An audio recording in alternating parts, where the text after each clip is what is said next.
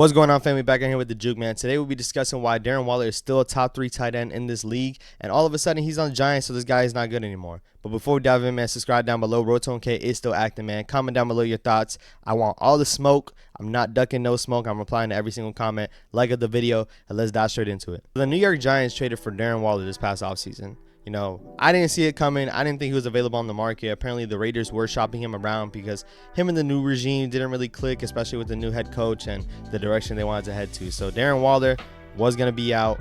The Giants swooped in, traded a third-round pick that we received from the Kansas City Chiefs from the Kadarius Toney trade.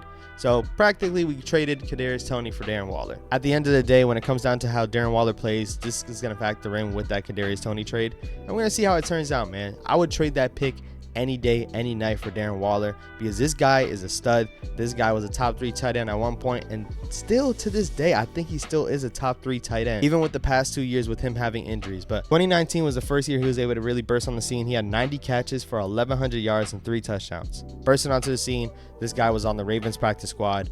Nobody really expected much out of him. He came out and he balled out. 2020, he only did better than that previous season. 107 catches, 1,100 yards once again, but 9 touchdowns in 16 games. So first 2 full seasons that he was able to play in that system, man, he balled out, putting up over 1,000 yards. One of the years having over 100 catches. At the tight end position, he was their #1 weapon, hands down. And you don't see that too often unless you see guys like Travis Kelce, Mark Andrews, George Kittle, guys like that. But we'll touch on George Kittle in a little bit. But the last 2 seasons hasn't been living up to his standard, living up to those 2 years. He never really touched those 2 years again these past 2 seasons. 2021 having 55 catches, 665 yards, 2 touchdowns, and he only played in 11 games. So a lot of his injuries happen to be ankle issues, lower extremity issues, which he's a 6'6" big dude. You know, when you're a big guy, you're gonna have knee problems, you're gonna have ankle problems. So he is a little older, so that is something to worry about a little bit. So in 2022, last season, he only put up 388 yards, 3 touchdowns in 9 games played. So the production was not there. So this is why I'm going to say that Darren Waller is still a top 3 tight end in this league and still has the ability to go out there and get 100 catches, go out there and get nearly 1,000 yards. First of all, 1,000 yards isn't a normal thing. Let's just make that clear. Just because we have guys like Travis Kelce, Rob Gronkowski recently, getting guys that have over 1,000 yards consistently, this is not a normal thing around the National Football League. Yes, we have some stud tight ends here and there, but to get to the 1,000 yards, you got to be the #1 weapon across the board and not have anybody on your team that can clash with you.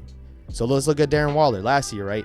He did miss some games, only played 9 games out of the 16 games available. But when you're on an offense that just added Davante Adams, can you get the same production? Are you going to get the same targets? No. They just signed Davante Adams to a ginormous contract, highest paid wide receiver in the league. Do you think that most of the targets are going to go to Darren Waller? No, that was not going to happen in the first place. So to think that Darren Waller, yes, his stats weren't there because he didn't play all the games, but also the targets dropped off. Derek Carr had to throw it to Davante Adams a plenty full of times. Make that money worth it, and also because Davante Adams is a stud wide receiver, probably one of the top 3 wide receivers in this league. So I don't blame them for that. Having a Darren Waller on your team, you want to be able to utilize him. You want to be able to chuck it down to him when the going gets tough. But listen, man, when you add a guy like Davante Adams and you also have a Hunter Renfrow who's respectable, and you have those type of weapons, and then also you bring in a Josh McDaniels, the offensive system changes. This isn't the same offense they were running the previous years. So the offense changed, targets changed, everything changed for Darren Waller, as well as him getting injured and not being able to stay on the field. When it comes to Darren Waller being on the Giants, this isn't a thing anymore. There is no Davante Adams on this team. There's no top 20 wide receiver in the league on this roster. Nobody's going to be competing for targets. Nobody's going to even be competing for ability. That doesn't happen on this team right now. So Darren Waller being the #1 proven talent, the #1 focal receiving threat on this team, when you have a Saquon Barkley in your backfield, when you have a Daniel Jones in your backfield that can run the ball, throw the ball exceptionally well, Darren Waller is going to have the targets. Darren Waller is going to have the ability to go out there and get 100 catches maybe. You know, like I would love to see him get 100 catches. That's very hard to do. It's not normal. That's why I don't want to put the expectations so high on him.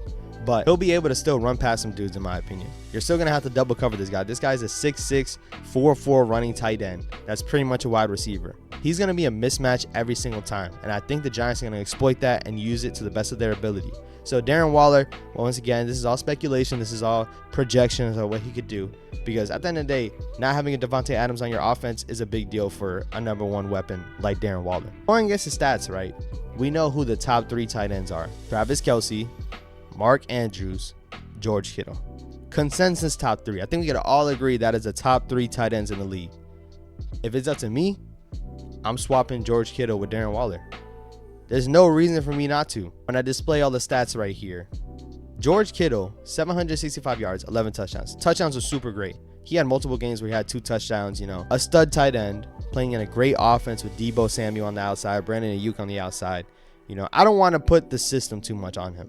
My main concern with George Kittle, he has been just as hurt as Darren Waller these past couple years. Like, yes, last year he was pretty healthy for the most part. But the previous 2 years before that, he was missing just as much games as Darren Waller. I'm not saying the exact amount of games, but we all remember when George Kittle got hurt in the first 4 games of the season and had to miss all year. I believe that was 2021 that he had to miss majority of the year. Everybody wants to harp on Darren Waller for these injuries. George Kittle had just as much. George Kittle had just as much injuries. And we're still going to place him in the top 3. Obviously, it's not what have you done, it's what have you done lately. Last season, Darren Waller had a down season. But George Kittle, after having that injury, I guarantee nobody was going to put him outside of the top 3 going into this past season in 2022.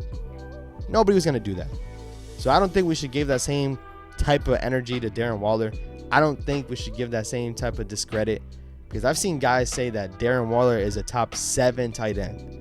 These are the other guys that he's being compared to: Dallas Goedert, Dalton Schultz when he was on the Cowboys, and that's just a Cowboys fan being a hater, Evan Ingram, and TJ Hawkinson.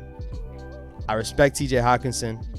Outside of that, Goddard is not touching Darren Waller. I promise you that. Evan Ingram, not even in his sleep. Dalton Schultz, I don't even have to say any words on that one. Darren Waller is still a stud tight end. And at the end of the day, with him missing these past 2 seasons, I guarantee I'd rather have him over half the guys I just named. Some guys are just younger, might be stronger, might be faster. The one thing I'll give him for George Kittle over Darren Waller is George Kittle can block, Darren Waller cannot. That's not going to be an argument. Complete tight end. If you want a complete tight end, George Kittle might be your guy. You guys let me know what you guys think down in the comments, man. Once again, I think he's top 3. Y'all let me know down in the comments. Subscribe down below. Rotom K is still active, man. Like up the video. And if you haven't seen my other ones, I got more videos on my left right here. I will catch y'all on the next one. Peace. What's going on, family? Back on here with the Juke, man. I'm calling all the Daniel Jones haters. Pull up to this video. Watch this video real quick. The New York Yankees lose the series. Get swept. Subscribe to the Juke.